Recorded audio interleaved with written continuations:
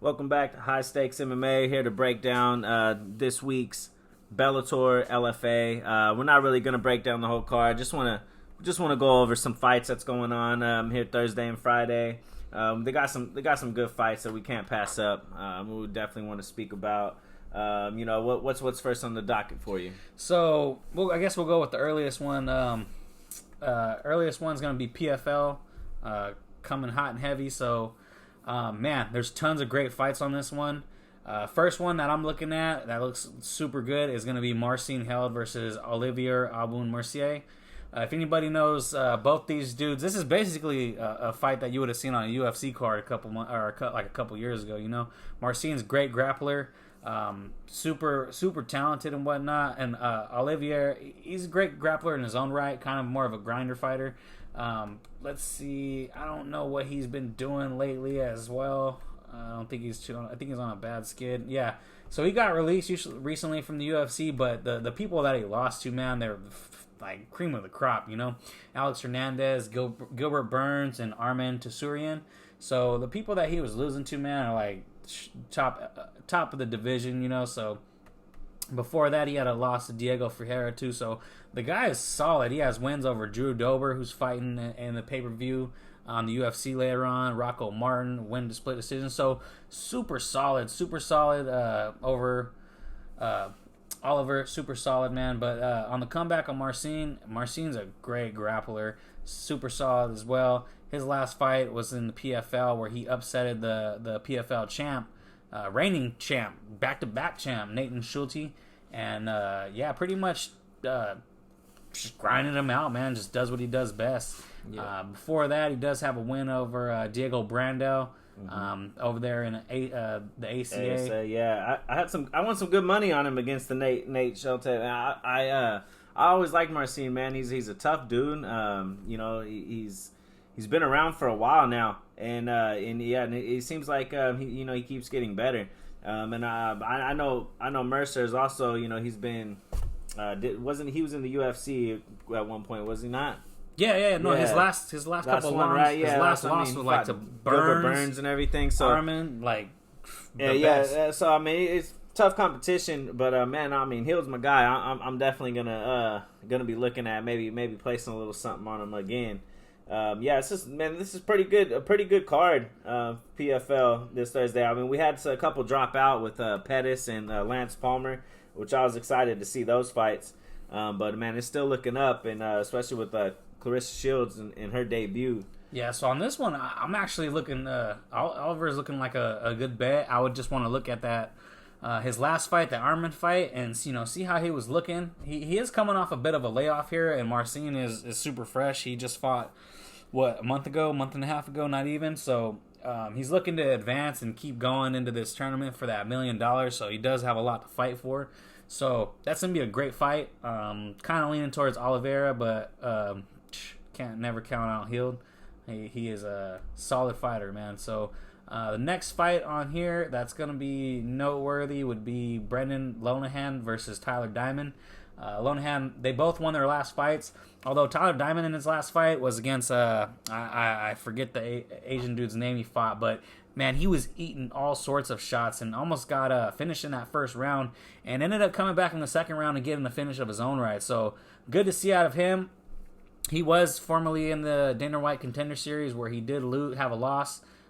So he's definitely trying to climb back, and he's most famous for getting slapped by Nate when he tried to help him with when Clay Guida in the club. You don't remember that? Oh shit, no, I don't. Got slapped and he was fussing about it. I don't remember that. Yeah, man, he's a good prospect, Tyler Diamond. But I think he's got his hands full here against Brandon. Yeah, Brendan, a guy that was also on the contender. Excuse me, I can't talk. He was also on the Contender Series where he beat Bill Algeo, your guy. So yeah, man, he's solid as well, and he's coming off a first round knockout over Shaman Morris, just about a month and a half ago as well. That first round on the PFL. So he's coming in. He's flying hot.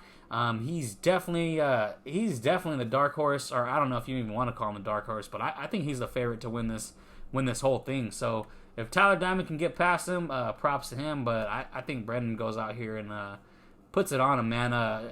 Tyler's chin kind of looks looks a little suspect, and he looks like he can wilt once he's under a lot of pressure, and Brendan's definitely going to come to bring that. And, yeah, man, he just showed in his last fight he got the hands, too, and power in both of the hands. So, kind of high on Brendan on this fight. All right, next up to the card was Bubba Jenkins, who's coming off that big win against Lance Palmer, taking on Bobby Moffitt. Bubba, man, he's you know what he's coming. He's coming with that great wrestling background. His striking has been improved. I think he's dangerous, in this tournament, and he's in my opinion the favorite to take it down in the the featherweights. I was really impressed with what he did against Lance, because I'm high on Lance. He's been a strong, tough dude in PFL since the beginning. Back-to-back champ too. Even back from when they were World Series. But I may be saying that too because I cashed in on Bubba last time, and then I'm pretty sure he's going to be a big favorite this time around. But yeah, we're in for another good fight there. As far as Bobby Moffitt. He's really got his hands full. He coming out of the UFC, he lost to Enrique Barzola and then Bryce Mitchell. Which Bryce Mitchell, man, he's one of the top up and comers. So and he did actually, it was a decision loss. So both of his losses in the UFC, his last two, they were both decisions. So he's not getting finished. He's a tough dude as well. And but I think Bubba Jenkins is probably going to be able to grind him out to a victory. Yeah, I don't have a great read on this one. Just looking at it, Bubba is a great wrestler and whatnot, but I don't know, man. I don't see the other guy having anything for Bubba too much. I think it's gonna be Bubba's world too much. Bobby Moffitt, yeah. Who did you say he just faced? Bryce Mitchell. That's a great name and whatnot, but to be honest, I don't remember Bobby Moffitt off the top of my head. But Bubba's just such a solid wrestler, and he knows what he does and knows what he needs to do. And in this position, he's going for that $1 million. I imagine him going in there and taking Bobby out, but I'd have to do some quick tape on Bobby to even put a confident pick on that, because I don't know, man. It looks like Bobby has some experience in the in the UFC, which is high level competition and whatnot, and losing to Enrique Barzolas is not a terrible look, and Bryce Mitchell as well. It's not a terrible look. Barzolas is a grinder, and he's a hell of a fighter as well, and has good wins over great fighters in his own right, like Brandon Davis and Gabriel Benitez and whatnot, and our boy Chris Avila, great fighters, so so great fighters. We gotta take that with a grain of salt, man. So when they're fighting, all these high level competition, that does mean something. But I feel like Bubba's been around the block, man, for a long time, and he's seen a lot of great fighters already as well. So I think that's you have to pick Bubba, but I wouldn't put any money on it or anything. Yeah, and then next one up the card in the co-main, they got the former top-ranked fighter, Clay Collard, who came out and impressed against Anthony Pettis. He showed his hands, and he's going up against a guy I don't know much about in Luderbach. So I'm gonna let you take over on that one, but I know Clay does have hands, and that's what he does. He did show. And and looking forward to see some more of him. Yeah, so this Luderbach guy, he's 34-9. He's got a shitload of fights under his belt, and he's only 28. So the man gets it in. Most of his wins look like they're by stoppage, which is like a submission or punches. What else would they be, right? Eye pokes, no. But yeah, so a lot of his losses, they're mixed. He has a lot of decision losses, a lot of split decisions. Oh, okay, so this guy was in the Ultimate Fighter, Wagner Silva, Cowboy Oliveira back in 2015. So he's been around the block as well. I'm just not familiar with the man. Honestly, I don't remember this guy too much, but looks like he does have the experience, heavily on his side. We would have to do some more tape on this one, man. But Clay's got a shitload of experience himself, because 19-8, but his boxing record, and he upset a lot of new boxing prospects in his boxing recent stint and whatnot. So we seen him against Anthony Pettis. He looked good. He would come out of combos, switching stances and kind of like how Masvidal does. But shit, in this one, man, I don't have a good read as well. I don't want to put somebody on somewhere where I don't think it's confident. Little Block looked like he definitely has some experience over there. And being a younger fighter, you never know how fast he can improve because he's only 28 and the man has over 43 fights.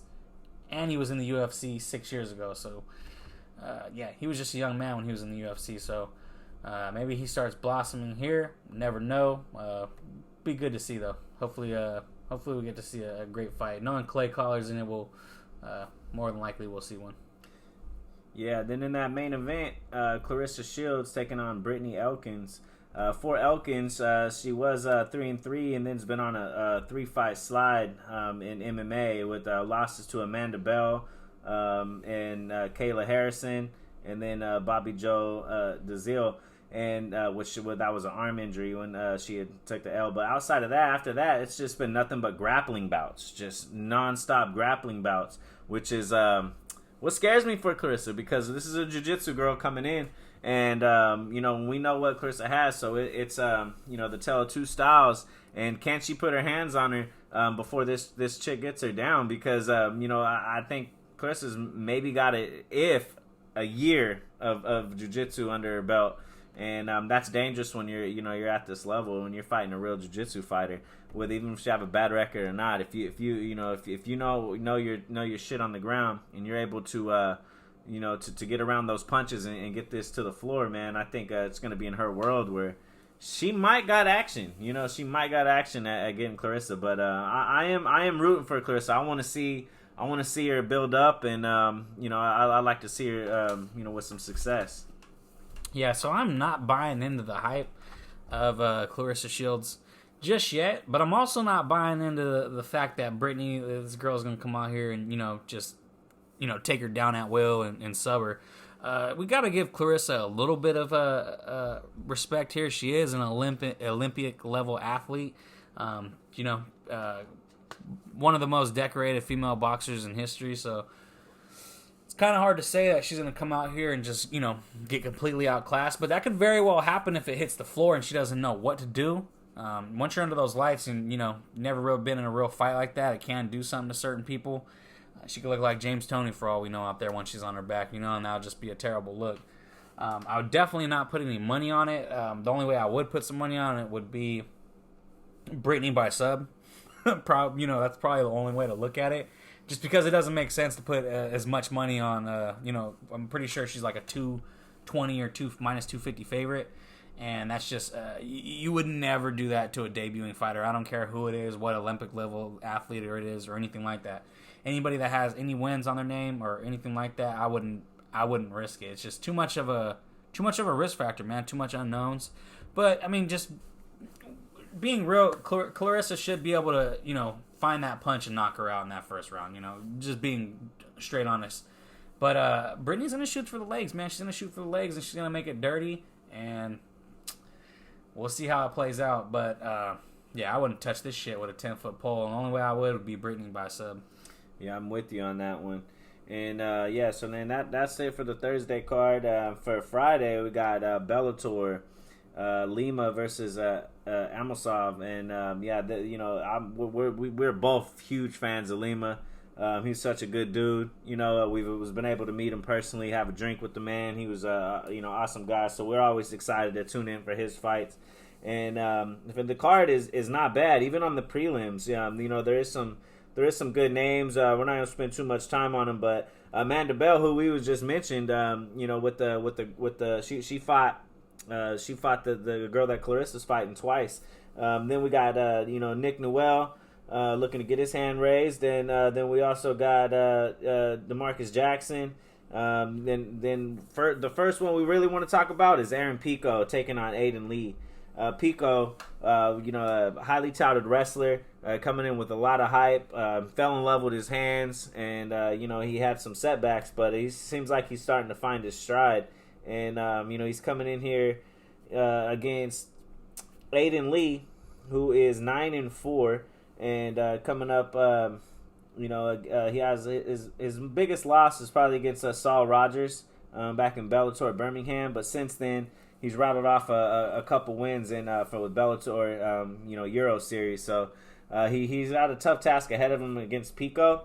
Pico's just needs to keep this thing riding, and I look for him to do so. Yeah, so I've watched Aiden a couple times. I seen him against that fight against Saul Rogers where he kind of held his own. He's a great grappler. That's what he is. That's what he looks to do. His other win that I seen him have was against Ludovic Klein, where that was one of Ludovic's only losses prior to his last loss against Trezano. And in that fight, he pretty much, grabbed Ludovic, got him out positioned.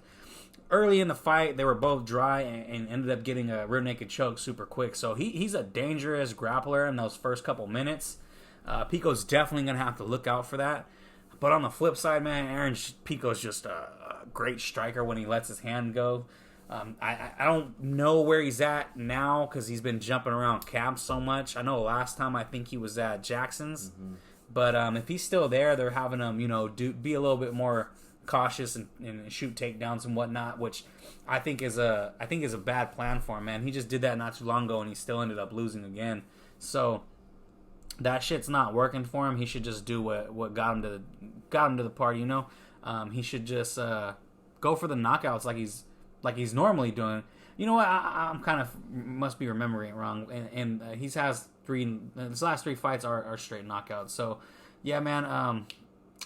I know he is doing a lot more wrestling nowadays, being at Jackson's, but as long as he keeps throwing those hands, he should be good. But Aiden is a very dangerous grappler. So that one would be sketchy, man. Head coach Tom Breeze. Who's that for Aiden? Okay.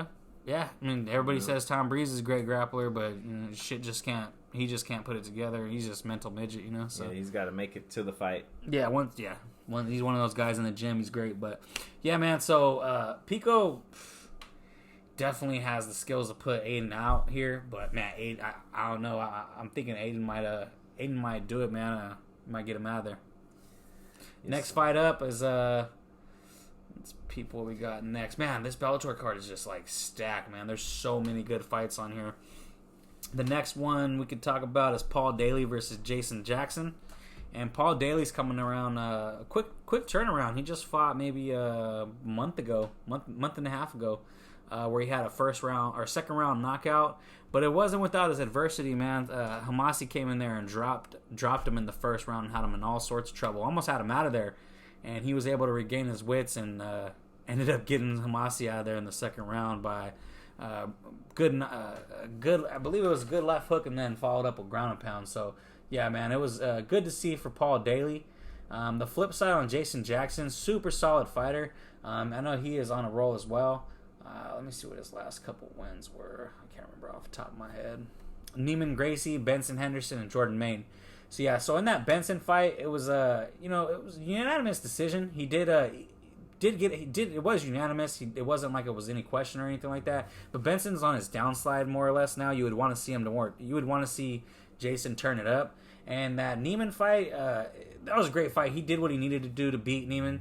Neiman's a great grappler. He was pretty much, he just stayed away from anything that Neiman could try to threaten with as far as submissions goes, and just played the range game and did what he needed to do and won that decision unanimously.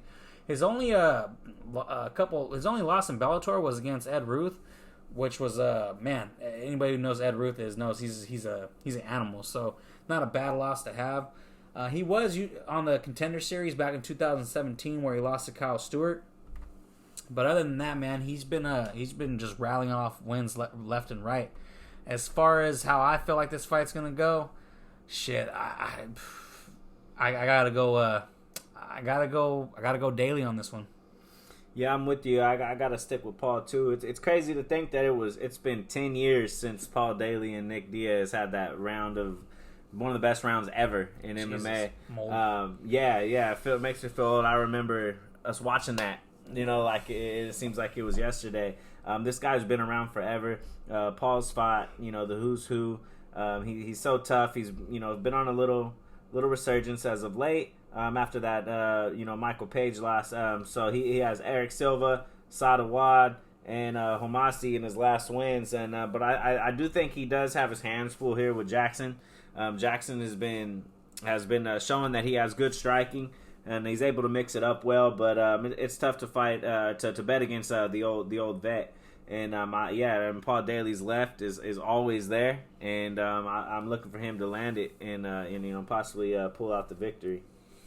Yeah, man. And the next fight would be the main event, and then Bellator, Douglas Lima taking on Yosurov Amasov. Amasov, man, he's coming in here undefeated, man, 25-0. Great grappler, man. His last fight was against Logan Storley. Anybody knows who Logan Storley is? He's a great grappler, a great wrestler in his own right, and he came out here, won a split decision against him. Other than that, man, he's just been beating everybody in Bellator who they have to offer. Ed Ruth, who we just mentioned, beat him. Eric Silva, David Rickles, Gerald Harris, former UFC fighter. A lot of grapplers. Yeah, a lot of grappling. He's out grappling them and just putting them down. And man, he's a finisher too. And in the regional scene, he has a lot of chokes, a lot of anaconda chokes. Seems to be one of his favorites. A lot of ground and pound punches, stops from punches. So just a lot of fights, man. A lot of finishes, and he likes to be grapple heavy. So that's what his plan's gonna be to come out here and do. For Lima, sometimes, man, that seems like that's his weakness. Like that's his only weakness. Sometimes when these guys come out here and out grapple him. Granted, when he did lose to what's his name, Korshkov. When he did lose to Korshkov, he did have a prior injury that he went into there with. So you got to give him a little bit of credit on that, because in the next fight, although it did last at the third round, Korshkov did manage to get a few takedowns before he was ultimately knocked out. But he was able to get that one back too. Yeah, that was in the second fight. But Korshkov did land a few takedowns still, but he ended up getting the knockout. But other than that, man, he lost to Roy McDonald, and that was a close one. Roy got carried out of that fight. Yeah, Roy's leg had something growing out of it, like a baby growing out of it, and I don't know, man. That fight could have went either way, so that was a hard one to call a loss. After that, he did have a knockout win over Michael Page, which is phenomenal. He did get rocked in that one a little bit, but he ended up putting Michael Page to sleep in straight meme fashion. It was great. And after that, he ended up getting that win back against Roy McDonald. So he rectified that, and then stepped up to face Gegard Mousasi for the 185-pound championship. Man fights at 170, but he tried to go for glory and get the 185-pound championship. But anybody knows Gegard, man. Gegard's one of those goats, man. Great, super, super talented, super heavy striker, grappler. Whatever you want to do, Gegard can do it better than most. And he went out there, he lost the decision. But now he's coming back to, stake claim to his division and try to take Amasov out, man. And I think it's gonna be a tough task for him, to be honest. Like we said, man, I'm a big fan of Lima. He is getting a little bit up there in age. I mean, he's only 33, but he's been fighting for quite a while, man. It doesn't look like he's slowing down at all, but he just takes a lot of hard challenges, And hopefully this one here against Amasov doesn't look too outsized like he was against Gegard and whatnot. And hopefully he's able to stay with him and peel him off when he needs to, because God knows Amasov's going to come in here and just shoot for the takedowns and rinse and repeat. Right. So we need Douglas to stuff those takedowns. We need underhooks. We need, once against Cage, we need him to keep his back off the cage and, find that range and strike at range. If he can do that, shit, Lima can beat anybody. Right. And one of the things that's scary is one of Lima's biggest weapons is his kicks. And I don't know how much he's going to be able to use them in this fight because of he's going to be looking for the takedown, constantly with this. So hopefully he's able to tag him up and get the victory. I'm really rooting for Douglas on this one. He has a tough task ahead of him. Yeah, man. So that's that one on Bellator. But keep an eye out for the prelims as well on there.